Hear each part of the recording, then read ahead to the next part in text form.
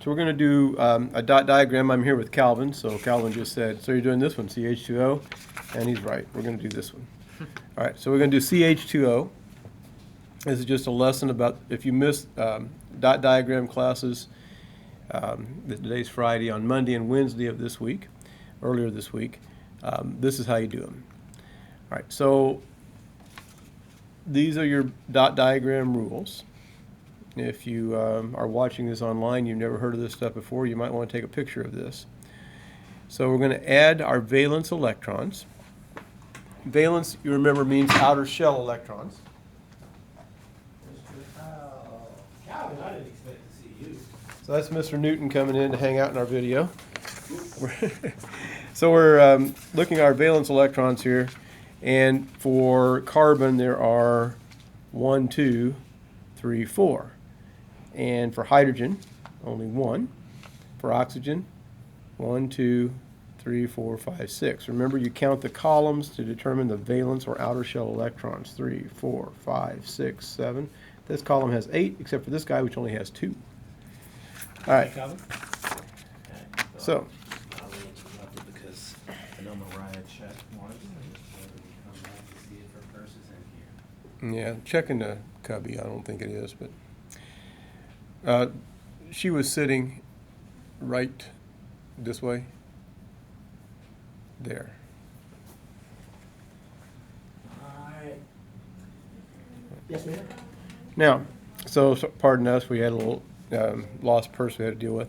So we've counted our valence electrons, and we just said that carbon has 4, hydrogen has 1, and oxygen has 6, and that was from the periodic table I just showed you.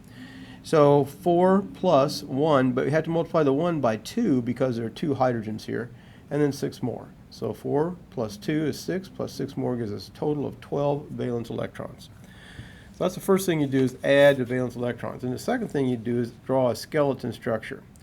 Now there are 3, and when you draw the skeleton structure, that means you're usually going to have a center atom and things radiating out or coming out attached to the center atom.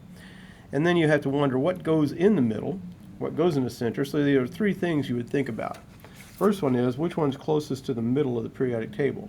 So we were looking at carbon and oxygen and hydrogen. It looks like carbon is like the closest to the middle, if the middle's over here. Another thing you can look at is which has the most open spots in its outer shell.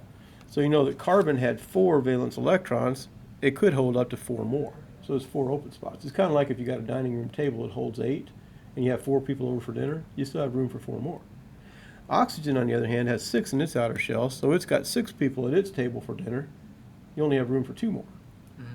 So 2 open spots for oxygen, but 4 for carbon. And of course hydrogen, it only has 1 open spot in its outer shell because its outer shell is the first energy level. You remember the first energy level is just a 1s, and it held 2 electrons. So 1 electron, it has room for 1 more. Excuse me. Now, the third thing you think about is which is least electronegative. And so electronegativity increased, attraction for electrons increases as you go that way. So which one attracts electrons the least is either going to be carbon or hydrogen. Well, hydrogen really is the answer to that question, but hydrogen can't go in the middle because it doesn't have enough open spots. So carbon has to go in the middle. So that illustrates that of these 3 things that you think about, sometimes you have to say, well, it meets this criterion, but it can't meet it for another reason, so you have to think about what goes in the middle. It's not always just cut and dried. All right, in this case, it was carbon that went in the middle. So we're going to do this, and we're going to put our 3 elements around it, like that. Okay, that's our skeleton structure. The next step is simpler. You just subtract 2 electrons per bond. Each one of these lines represents 2 electrons. Each one is 2. So I have a total of 12.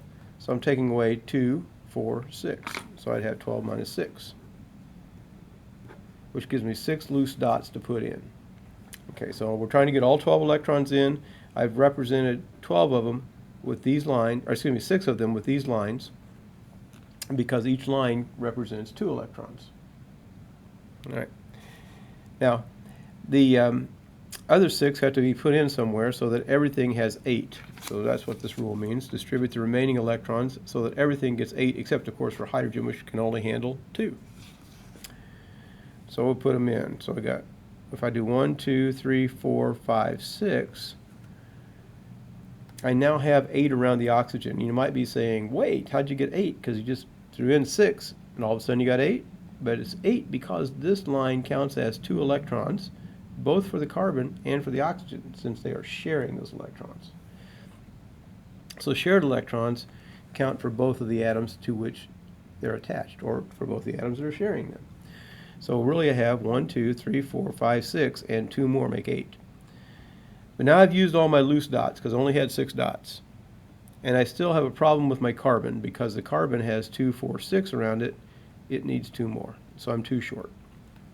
I'm 2 electrons short. I have 2 electrons too few.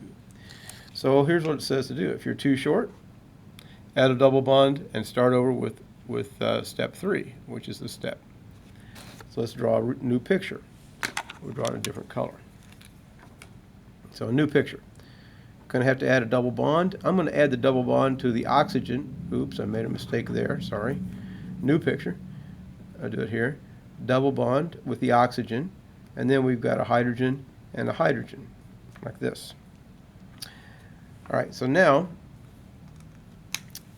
instead of having 2, 4, 6 in my picture, I've got 2, 4, 6, 8 in my picture. Because 4 lines means 8 electrons. So I'm going to subtract 8 from my total number.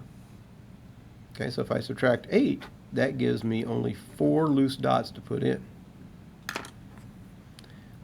That seems like it might not work, but we'll see if it does. So do I need any loose dots around the hydrogen? Calvin, do I need any loose dots around this hydrogen? I think you have, I don't think so. I don't think so either, because you've got 2 here already. That's all hydrogen can handle. Do I need any loose dots around this hydrogen? Nope. How about this oxygen? Loose dots. How many can hydrogen handle? Hydrogen can handle 2, but oxygen needs 8. And it only has right now. 2, 4. That's it. So we 2, need 4. two So it needs already. 4 more. So if I put them in like that, if I can make this any sharper in focus or not, maybe a little bit. So I have 2 here and 2 here, and that creates the 8 electrons around the oxygen. All right. Now I'm going to build this thing, and we're going to see if it's symmetrical or not. Now, if you were here for the day we did the drops of water on the penny, we learned that the drops of water stuck together better than the drops of alcohol did on the penny, because the water was more what we call polar. Polarity is called by asymmetry, so we're going to take a look at what that means. Maybe before I move on, I'll just review that we have here in this picture, we added up our valence electrons, we got 12. We subtracted 6 for these 6 electrons here. Turns out we didn't have enough electrons, I needed 2 more. Since we were too short, we added a double bond. That's this picture. Put the double bond on the oxygen, because if you put the double bond on the hydrogen, there'd be too many electrons on the hydrogen. All right, so then I subtracted 2, 4, 6, 8 right here. That left me 4 loose dots. Here they are, 1, 2, 3, 4, and now everything has what it needs. Hydrogen, 2 electrons. Hydrogen, 2 electrons. Carbon, 2, 4, 6, 8 electrons. And oxygen, 1, 2, 3, 4, then 5, 6, 7, 8. So everything's happy. That's the way it looks. Now we're going to build that on another site. You'll find that site on my web page. Web page looks like this. And we're going to click on molecule shapes.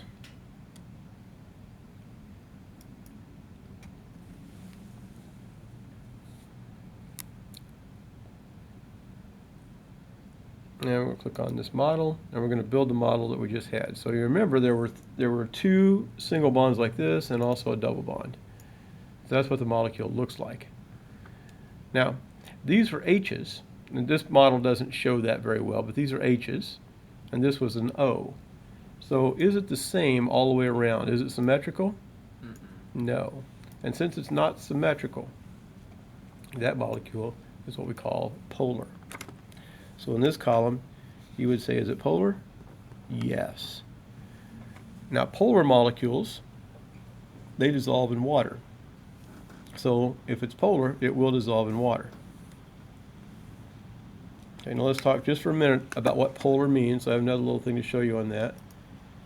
So if I pull this part of my web page in, same page, different link, and I show you a 3-atom molecule. The one we're just working with was a 4-atom molecule, but the idea is the same. Taking a second to load in.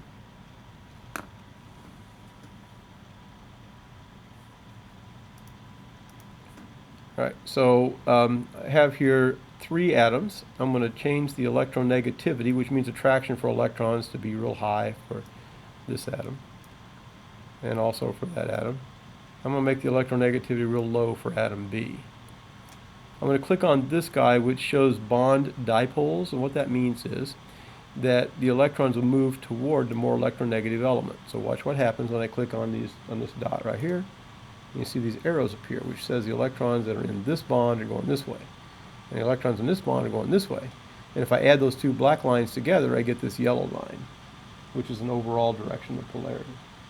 Now if I turn on a magnetic field, see what happens? The more negative part goes toward the positive side, because opposites attract. However, if I change it like this, I lose my polarity, and not much is going on. It's just kind of floating around randomly in between the field. But if I change this, watch, boom, immediately goes back to line up. So the point I'm making here is that if it's asymmetrical, asymmetrical means lopsided. If it's asymmetrical, then it is going to be polar. Now revisit this. That looks kind of asymmetrical. Remember, these are H's, and that was an O, so it's asymmetrical, so it will be polar. All right, makes sense? Mm-hmm. All right, and then down here where it says molecule geometry, if you click on that, it tells us what we call that. So then if you flip back over to the paper, we would say that this molecular geometry is trigonal. Trigonal means triangular, planar. And I'm looking for this to get into your heads so that you have an image of what that means. So on this page, I want you to draw an image of that molecule. That's this one. So you make a little sketch of it. It looked like this. We had a double bond O, and then we had this, we had that. Okay, so that's kind of what it looks like. You guys are better artists than me usually. All right, that was one dot diagram. I'm going to do one other one. This time I'm going to go kind of fast. Calvin, you have anything you want to ask that you think might help other people? No, not right now. Okay, so I'll do one more, and let's do one that's more. Well, let's do SO2. All right, so we'll do SO2. All right, so the first thing you do is you add up your valence electrons. So you pull out your periodic table, and you can see that S has 6 valence electrons, and O also has 6 valence electrons. So then you got to decide which one goes in the middle, but we'll add our valence electrons first. So we got 6, and we got 6 times 2. So what's the total, quick? 6 times 2 is 12. Plus 6 more. Plus 6 is 18. 18. So we got 18 we got to deal with. And then we're going to put the one in the middle. Something's got to go in the middle. we got to figure out which one. So look at these things. These are the things to think about. The atom that's closest to the middle of the table. That's probably sulfur, because the middle of the table would be like over here. Sulfur's here, oxygen's here, sulfur's a little closer. Most open spots, that doesn't apply here because they both have the same number of open spots. There's 6 in the outer shell, so we can have 2 more people over for dinner if you don't think about it that way. 6 of this table, got 2 more open spots. And this is the same way. 6, 2 more open spots. So that doesn't help us any. Less electronegative usually goes in the middle, and sulfur is less electronegative than oxygen because sulfur is further down and has less attraction for electrons. So sulfur would go in the middle by rule 1 and by rule 3. So we put sulfur in the middle. Cytoskeleton structure. Subtract 2 per bond. So take away 4 because there's 2 bonds and each bond counts as 2. So now I have 14 loose dots. I put them in. Notice the oxygen already has 2 electrons around it, so it needs 1, 2, 3, 4, 5, 6 more. Yeah. The sulfur has 4 electrons around it, these 2 and these 2. So there's 1, 2, 3, 4 more to make 8.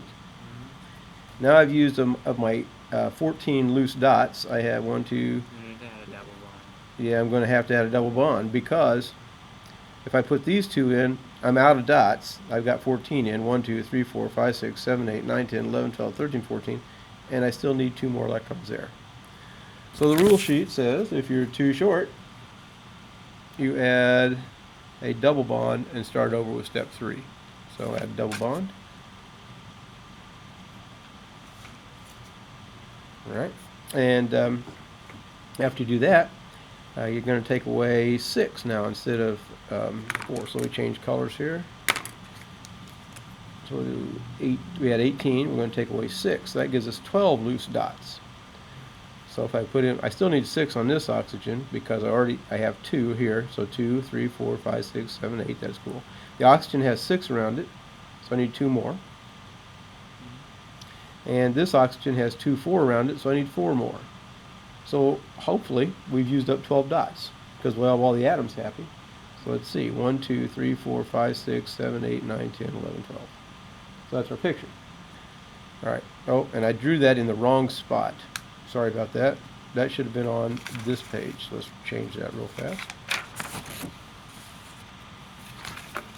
That was on this side. This was our final picture.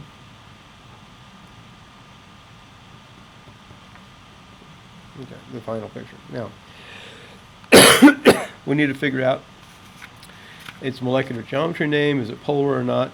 So let's build it on the other site and see if it looks polar or not. So come back over here.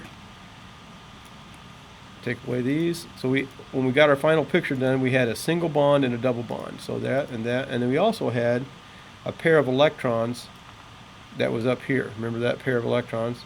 So we need to put that pair of electrons in. I want you to watch what happens when I put that in. Got bent it. So now does it look symmetrical or asymmetrical? Asymmetrical. Looks asymmetrical, so it is polar. That's a yes. And will it dissolve in water? Well, if it's polar, it dissolves in water.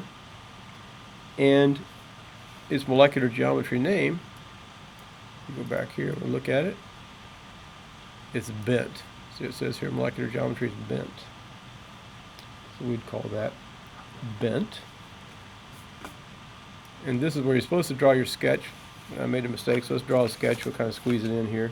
So the sketch would look like this in green.